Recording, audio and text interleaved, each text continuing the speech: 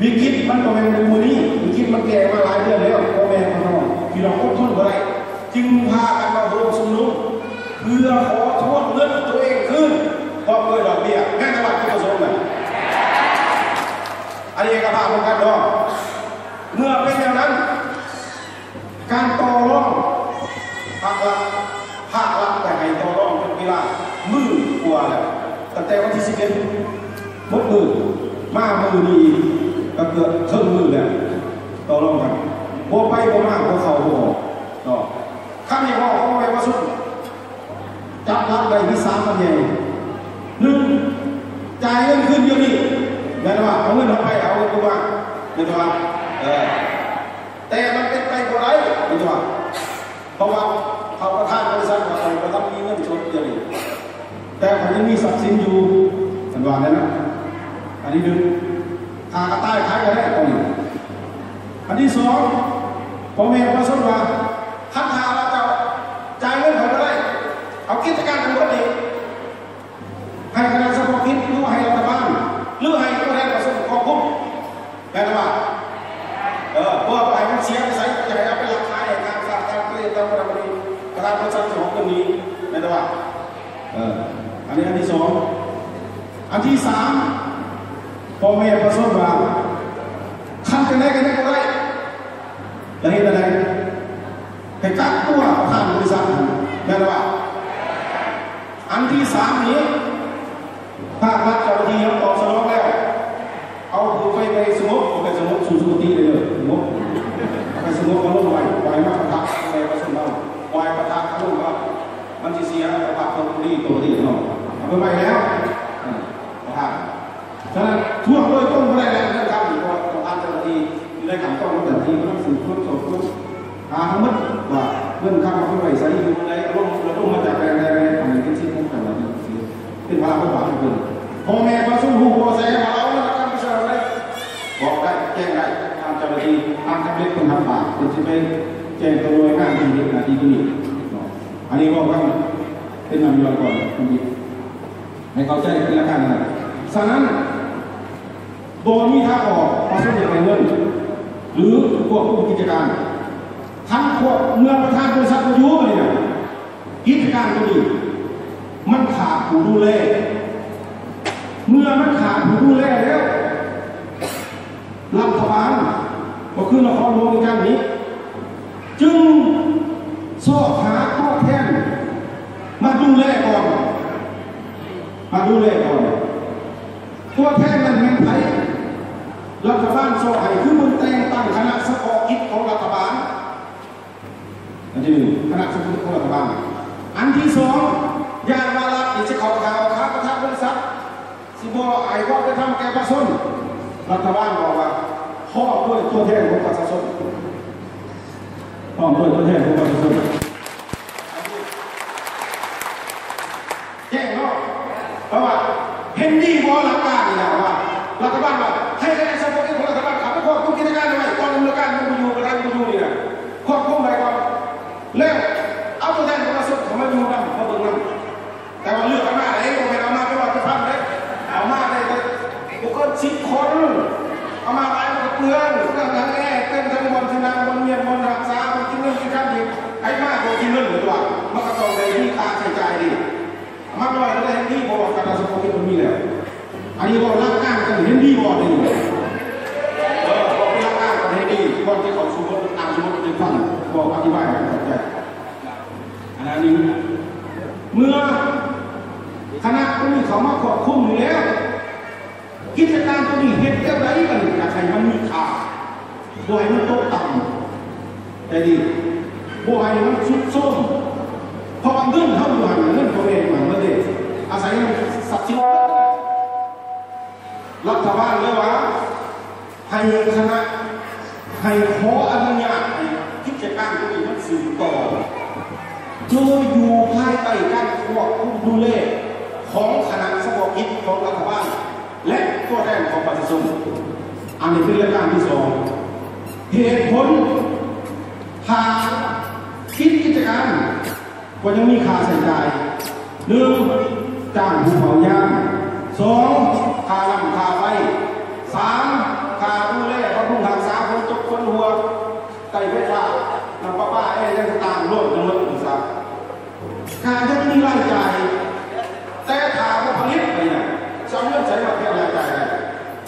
ก็เลยว่ารัฐบาลว่าให้ซื้อต่อไปผู้ถือตัวที่สองถามว่าปิดกิจการ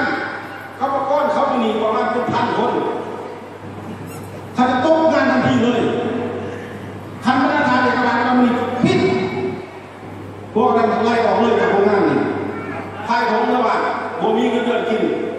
นับตั้งแต่บ่มีเป็นต้นไปอันนี้ก็จะเห็นใจกันดีกับมนุษย์เหมือนกันมนุษย์กินเดือนเหมือนกันเขาจะมาหักไส้เรื่องนี้บ่เป็นท่าหักไส้จะเป็นพนักงานหักไส้เรื่องนี้ใครกินตามเงินเดือนเขาเบื่อเขาบริสุทธิ์บริกุ้งบริสุทธิ์เขาไม่เห็นข้างตั้งหน้าจ่างอันที่สองจะให้บริสุทธิ์เห็นใจอันที่สามทรัพย์สินตัวนี้ถ้าว่าบริษัทดำเนินกิจการนี้ทรัพย์สินตัวนี้จะสิ้นค่าหมายความว่าเป็นทรัพย์สินตายทันเมื่อมันตายแล้วผู้สิมาซื้อทรัพย์สินตัวนี้เนี่ยมันจะตีราคาลงตกต่ำหลาย10 เท่าถ้ามันเป็นพันล้านมันเหลือเป็น100 ล้านเห็นตัวเงินพ่อแม่ก็ส่งตามผู้ดีมันเกือบ700-800 ตื้อมันจะเหลือเป็น100 ตื้อปั้นกันได้เท่าไรมาหารกันซีโบโบทั้งนั้นนั่นแหละจะให้กิจการนี่มันยังคงคาก็ต้องให้มันเปลือกให้มันเดินผู้มาซื้อผู้มามันก็เดินดีมันก็มีตลาดมันก็ไปได้อยู่ฉะนั้นลดกับลดร้าย10-20%ก็จะใช้ให้หนึ่งคนลดอะไร10-20%เขาแน่นอนอันนี้ให้รีบว่าหลักการคือการนี้อันนี้นี่เราเข้าใจเลยนะเพราะว่าอยากให้กิจการนี้ซื้อตัวหาเงินมาใส่โดยประชาชนโดยอยู่ภายใต้การควบคุมดูแลของคณะสมาชิกของรัฐบาลและตัวแทนขององค์กรประชาชนเลือกกันมาแค่ไหนเลยเส้นไหนก็ได้เราเป็นตัวแทนนะครับเป็นอะไร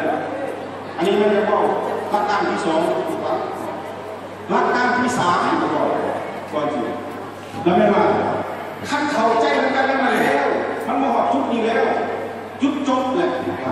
ประธานบริษัทโรงแรมจะบอกให้เอาไปแล้วนะครับต่อมาเป็นในมือนี้มันจ่ายไปได้กิจการเริ่มต่อหาเงินมาใส่ดีท่านนั่นแหละเขาจะอยู่อย่างไรเนี่ยกับปากตัวแทนตัวนี้คือเรื่องตัวแทนตัวนี้มาแต่หาทางอยู่กำหนดไปอยู่ในบ้านในเรื่องการประมาณที่ว่าเห็นเกี่ยวกับคณะสมาชิกของรัฐบาลและเขาทำเรื่องการทยอยกันเมืองและทุกอย่างมันจะจบมาหลักสปอร์ตคณะสมาชิกเห็นเกี่ยวกับตัวแทนแล้วมันจะจบแล้วเขาติดตามสภาพอยู่บ้านตัวเองว่ากิจการไปไหนหรือบ่ได้มันมีตลาดมันมีกำลังหาซอยกันตลาดเพราะว่าเงินของเขาทุกคนเนี่ยหาซอยกันมันก็มีถ้าฉะนั้นแหละอยากมีขอเสนอครับขอมอบได้เลยเสนอผ่านตัวแทนตัวหน้าแล้วตัวแทนเอามาหาคณะสมาชิกก็จะให้คำตอบอธิบายแจ้งเขาเป็นคณะสมาชิกที่มีความเสี่ยวซ่านด้านการคุ้มครองดูแลบริหารธุรกิจแต่มันเป็นของเขาก็ดูแลให้รัฐบาลบังคับแต่งเขามาดิควรบังคับแต่งเขามาทำสอบแล้วก็ให้เข้าไปเข้าใจเขาย้อนมาเข้าไปจะมาใจหัวใจหน่อยจะให้มีตัวแทนมาเห็นกันเข้าใจว่าอะไรท่านเข้าใจแล้วข้าพเจ้าจะต้องขอสู่บทบันทึกละเอียดบทบันทึกละเอียดมีว่าผลการเจรจาเนี่ยตกลงย่อมหักรับประทานบริษัท TS กับผู้ตั้งหาของประชาชนหรือตัวแทนอะไรเนาะทีมากท่วงเอาเงินคืนในบริษัท TS ตั้งวันที่12 กันยายน 2017เวลา12เนี่ยในตอนแรกของวันที่2 เดือนกันยายน 2017อยู่สำนักงานใหญ่บริษัท TS ส่งเสริมเกษตรกรรมอุตสาหกรรมข้าวจำกัดยันยอว่าบริษัท TS ได้มีข้อประชุมเจรจาต่อรองท่วงให้ประธานบริษัทสำหรับเงินทั้งต้นทุนในดอกเบี้ยให้แก่พ่อแม่ประชาชนที่ประธานบริษัทและต้นทุนได้เอาเงินมาใส่บริษัทในระยะผ่านมาบริษัทมีส่วนตัวอะไรใส่เนี่ยโดยซองนาทางเจ้าเมืองไซธานีคณะสมาชิกของรัฐบาลและเจ้าหน้าที่เกี่ยวข้องของรัฐผ่านการเจรจาต่อรองทุกไปทุกมาขอประชุมในโต๊ะพวกนี้เป็นเอกภาพแล้วกันดังนี้ฟังให้ดีพอเรื่องมันสำคัญหลาย เป็นหมากหัวใจหนึ่งทางนางสุนารีเพียรศรีเมืองและทางก็เฮอประธานบริษัท PS ย่อมทำเอาขอเสนอของประชาชนของแม่ประชาชนของเมื่อเลยมาร่วมกันผมอะไรคือจะซื้อต่อส่งเงินขึ้นหมายความว่าใส่หนี้ให้แก่ประชาชนทั้งหมดและมอบทรัพย์สินของบริษัท PS ทั้งหมดหรือพิสูจน์ได้ว่าเป็นของบริษัท PS ทั้งหมดที่มันอยู่ใช้ประโยชน์ที่พิสูจน์ได้ว่าของบริษัท PS ทั้งหมดให้คณะกรรมการสมรภูมิของรัฐบาลและตัวแทนของประชาชนเป็นทีเป็นเจ้าหนี้และผู้ตรวจเป็นผู้ตรวจการและอำนวยควบคุมกิจการบริษัท PS ตามระเบียบกฎหมายของสปป.ลาวเข้าใจบ่ก็คือใบหมายของว่าคือเขาจะบอกเป็นต้นเขาต้องใส่หนี้เขาเป็นหนี้เอาประธานบริษัทจะต้องซื้อต่อใส่หนี้อันนี้เอาเงินได้สมัยนี้เจ้าหน้าที่กำลังไปดำเนินกิจกรรมของมึงสองอันนี้นะกิจการนี้ก็มอบให้แต่ว่าให้คณะสมาชิกของรัฐบาลมอบรวมทั้งตัวแทนของกรมการเงินแจ้งเนาะอันนี้เห็นดีบ่อันนี้ดีกับเสียงก็เมื่อยเลยมีใครมาเห็นดีไงดีกับพ่อโอ้ขอบใจต้องไม่มาหนึ่งสองตัวแทนของประชาชนที่เป็นเจ้าหนี้บริษัท PS ทั้งหลายพี่น้องทั้งหมดนี่แหละเห็นดีให้พนักงานกรรมกรอยู่ในบริษัท PS สืบต่อเฮ็ดเนี่ยทำการผลิตและเฮ็ดบริการลูกค้าของบริษัท PS ต่อไปตามปกติโดยอยู่ภายใต้การตรวจการและอำนวยควบคุมดูแลของคณะสมาชิกรัฐบาลและตัวแทนของตนและให้เคลื่อนไหวถูกต้องสอดคล้องตามระเบียบกฎหมายของสปป.ลาวเข้าใจไหมล่ะเห็นดีว่าให้เปิดโรงงานต่อเอาตัวมือสดเสยสิครับมีว่าเสียงมือทางการคอยเปิดโรงงานตัวมีตัวอีกครับตัวมือสดเสยอีกฝั่งนึงสามตัวแทนของประชาชนที่เป็นเจ้าหนี้บริษัท PS ยินดีแจ้งให้ประชาชนที่เป็นเจ้าหนี้ของบริษัท PS ทั้งหมดมาตัวแทนไหนไปประกาศไปร่วมกันนะพวกนี้ต้องมาแก้ให้พ่อแม่พี่น้องข่าวจะแจ้งแล้วจะเป็นมาโดยพวกแล้วจงมีความเสื่อมให้ความร่วมมือและอำนวยความสะดวกให้แก่คณะสมาชิกของรัฐบาลได้เข้ามาปฏิบัติหน้าที่ตรวจการและอำนวยควบคุมกิจการของ PS ร่วมกับตัวแทนของตนเพื่อให้การแก้ไขปัญหาบริษัทเกิดขึ้นต่อกับพ่อแม่ประชาชนให้สำเร็จลุล่วงไปโดยดีพร้อมกันนั้นก็เห็นดีแจ้งให้พ่อแม่ประชาชนทั้งหมดจงกลับเมื่อเพื่อนสร้างบ้านช่องของตนและติดตามความคืบหน้าในการแก้ไขปัญหาดังกล่าวอยู่เพื่อนสร้างบ้านช่องของตนต่อไปหากมีปัญหาขอของใจอันใดจะเสนอผ่านตัวแทนของตนไปหาคณะสมาชิกของรัฐบาลและประธานบริษัท PS เข้าใจเนาะหมายความว่าอันนี้มันเรียบห้องมาแล้วมันแล้วนะที่ถามว่ามาท่วงคือว่ามันแต่คนสมีแล้วสิ้นสุดแล้วประธานไปดูแล้วไม่ไปแล้วทำกระบี่จะกำเราเอาปืนเมื่อบานเขาเนาะอันนี้จงไปจะดูแทนจริงจะดูแทนแต่งกันมาเลยกันมาตรงนี้เส้นมาอะไรนี่เลยเอาไปจะโบราณวาลาเส้นจะให้ประชาชนดูเส้นไหนบทบันทึกฉบับนี้เห็นคือเป็นจำนวนเพราะว่าตัวสมบูรณ์ยังท่านพิมพ์มาจำนวน7 ฉบับให้ตัวแทนของประชาชน1 ฉบับให้บริษัทประธานบริษัท PS 1 ฉบับให้คณะสมาชิกของรัฐบาล1 ฉบับให้เจ้าเมืองไซคานี1 ฉบับให้กองบัญชาการกองกสนครหลวงเวียงจันทร์1 ฉบับและให้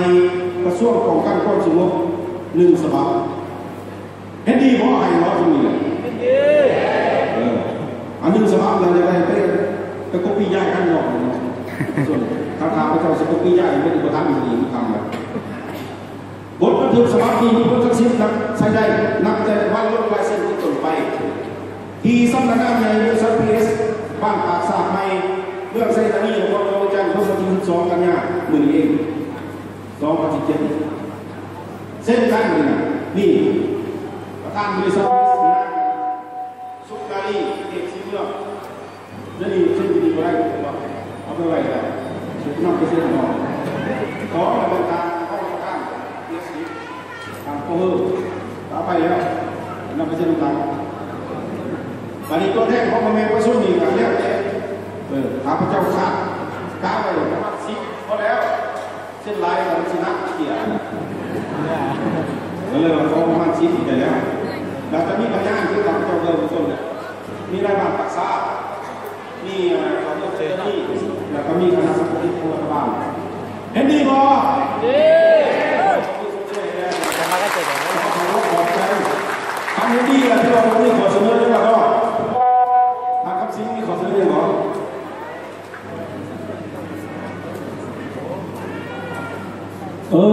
ทางคำสิงว่าคุณจะเป็นผู้สร้างมีตัวแทนแต่ว่าอีกหางมีจะ15คณะสังคมอะไรครับเขาเรียกคณะสังคมเพราะว่าข้าพเจ้าเฮ็ดนาทีไกลเกลี่ยมือนี่นะเฮ็ดนาทีไกลเกลี่ย